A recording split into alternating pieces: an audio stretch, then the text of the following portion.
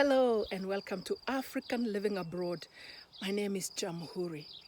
I'm here to share my international experiences, build bridges between cultures with the hope of making the world a better place. I consider myself a social observer, an interpreter of these social events, a commentator, and a storyteller. Today, South Africa is in my heart, in my thoughts, and it's been for a very long time this July. And I'm going to make a disclaimer right now saying that I do not encourage violence or vandalism and destruction of property. I am for peace. I am for settling conflicts in any way as peaceful as possible. So South Africa. South Africa is a land full of potential. It is rich with minerals and all other natural resources. They have friendly people, very friendly people. It has a great culture and great kingdoms. Actually, kingdoms still exist. They are just in the background. And they have great music. The greatest music has come from South Africa. If you remember Miriam Makeba, he was a South African, and she enriched my childhood. And so I have very fond memories of South Africa growing up culturally. And recently, in 2019 to 2020, South Africa brought us this beautiful song, Jerusalema, that became viral throughout the world. That is what we're talking about when we talk about South Africa. And can you imagine South Africa if it did not have these complicated problems to interrupt it? Where will South Africa be today? South Africa will be unstoppable. And I wonder, after thinking about all the problems South Africa has dealt with and is dealing with, is that the problem of South Africa? Is it that South Africa can be unstoppable if it wasn't interfered with? And because South Africa has been interfered with, it has given us a land of many contrasts. And some of the contrasts are not very good. And this is what we're going to deal with today. So I'm going to talk about these riots that happened in July. And it was sparked by the surrender of the 79-year-old former South African president, Jacob Zuma. And he surrendered himself to go to jail for 15 months after what the court said it's because of contempt of court. And that means he refused to testify. And the background to this is during his presidency, he's being accused of corruption during that time. And about corruption, I'm not for corruption. And I believe that corrupt people need to answer for their corruption. If you're going to bring a country down, well, be prepared for the consequences. But I believe that this is just one problem. And I have 5 ways to look at South African problems. That is just the background to these riots. And number 1, as I said, South Africa is a land whose problems lead actually to the colonial times. There is no going around that. And every country in the world that has been interfered with by colonialism has had many problems, and they're still on the way to recovery. And so South African problems are rooted in that. That is the background. And you can do your research on colonialism. And it's interesting that even in 2021, colonialism and its problems, the systematic colonialism, I call it a system, that causes us human beings to fight one another. But we were set up You and me, doesn't matter what culture you come from. We were set up and we are fighting each other because of that system.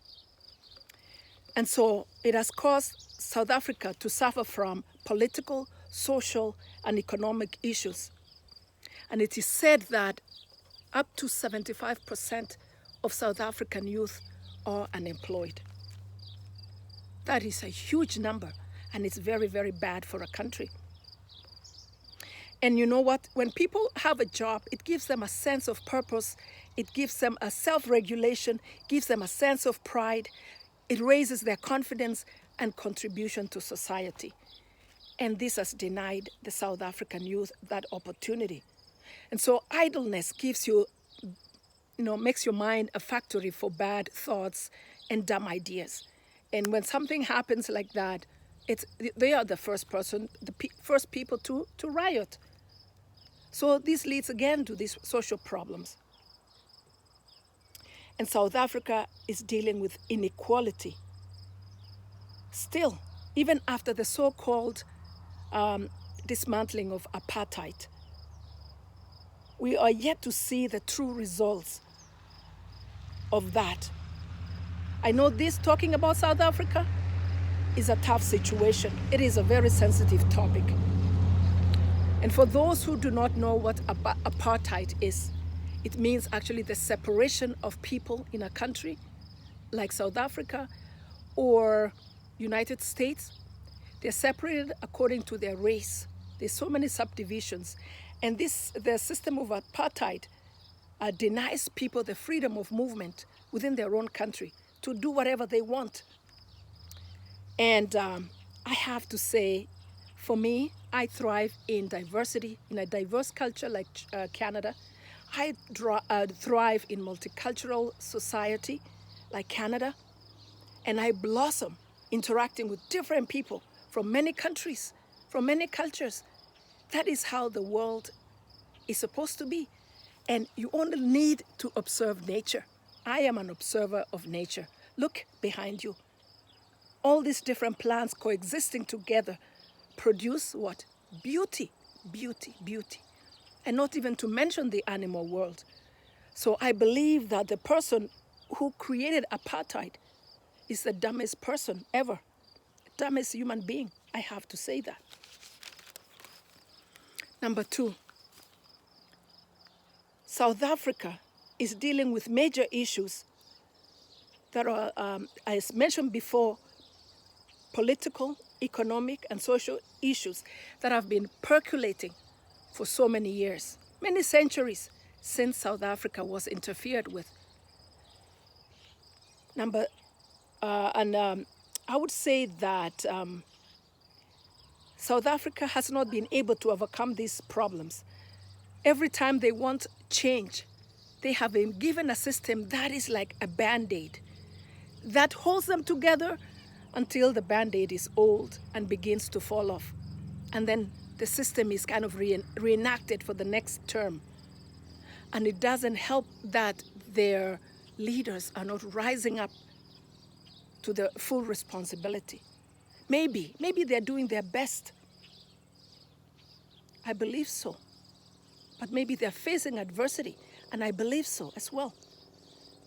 Which leads me to my point number 3.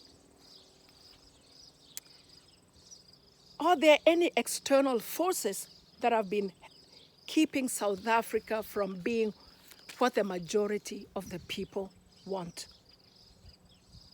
I believe this is where South Africa is stuck. If you are intrigued by politics, like I am, you will for sure know that, especially now in 2021, things are not, you will discover, and you will begin to discover going forward, that things have not been the way they are. The way we have been made to believe, even as children, learning the histories of the world, of countries, the geography, philosophies, religions, it is not the way we have always believed. And things are going to unfold that will make you see things differently. And Africa in itself is not truly an independent continent. I used to think so, but then The math didn't add up. How come a very rich continent with everything that it has is the poorest continent? It's the continent with so many wars, so much starvation, so many chaotic things. Have you ever asked yourself that? I used to believe we Africans are dumb, we are poor, we are sick, we are nothing. No, we are not. I do now understand what the equation has been altered to make Africa look like that. And I believe that's what South Africa is dealing with, And also, there are outside forces that are also not only handling South African resources, but also their leaders, the choice of their leaders and their presidents. And I dare say that as long as these presidents do what those outside forces want, they can rule as long as they want. But the moment they beef up and want change for Africa, they're gone in a minute. These are topics that I and many other people are going to talk about, because now everything has become very clear. So Africa is not the way that we have been made to believe it is. Number 3 is a big question. What is really the true issue of South Africa? My conclusion and my obvious answer is the effects of colonization. Let's call it the way it is. Colonialism is a system that has left many countries worldwide disrupted, stunted. And when these countries finally got independent, they realized that they're still tied to the colonial masters, that they control the economy, they control the politics, they control the leaders, the choice of their presidents. Africans are awakening to this knowledge and this truth. And it's not business as usual. So the problems these countries are facing today were born from that time of colonialism. And if you don't believe me, please explore it to yourself and figure this out on your own.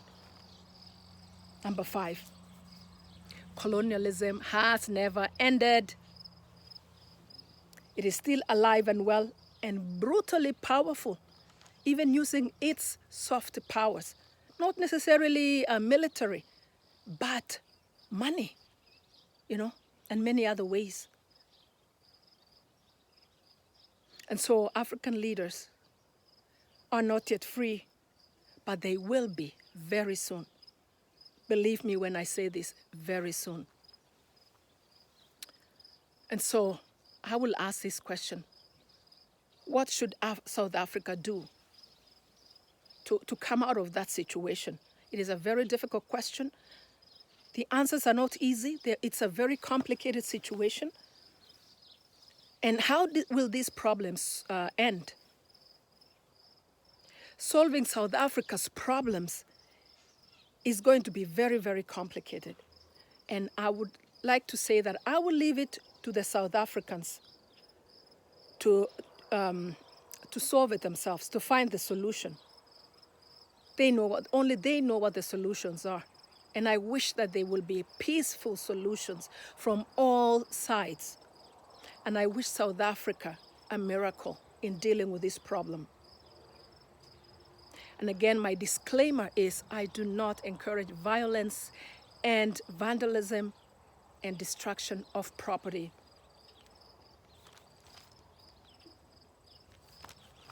So I just want to finish by saying, if you like what I'm sharing, I'm requesting you to please click the button to subscribe to my channel, and also share it with other people, and also click the bell there so that it's just down, so that you can be notified for my next video. And in the meantime, I'll leave you with a challenge. I urge you to do the work that you feel that you were called to do outside your profession. You can do it alongside your profession, because we are more than just our profession. And I believe that 2019 to 2021, this July, that something has been stirring inside of you, urging you to rise, to speak, to write something if you're a writer, to write a song if you're a writer, to even do some painting. You know, the other day I was thinking, and I was going to talk to my daughter about this, that it's been, since the pandemic times, other than this bombastic song from South Africa, Jerusalema, I have not really heard anything new, any new songs come out of this time. It's about time. We've had songs coming out of the Vietnam War. We've had songs come out of the World War, like the comedian harmonists from Germany. We've had every time when there's a really bad situation in the world, there is art that describes that time. There are songs, there are speeches, there is paintings. What happened to this time of ours, these pandemic times? I urge you to rise. We don't want to forget this time. We want to document it through this media. And so I continue to do the work that I feel very passionate about, talking about these world events and many, many other things. And I know that I am protected. It is a very, very scary undertaking, but I feel confident about it. It's going to cost me something. I don't know what it is, but I love what I'm doing, and I'm going to share it. And I know that once you begin to rise yourself, you are fully protected. Do not be afraid. Overcome the fear, because fear is there to be overcome. Tell the fear in front of you, thank you so much for protecting me, but I've got things to do. And then just step through it on the other side, and you will be all right. You will be all right. And so that's it for me today. Until next time, bye.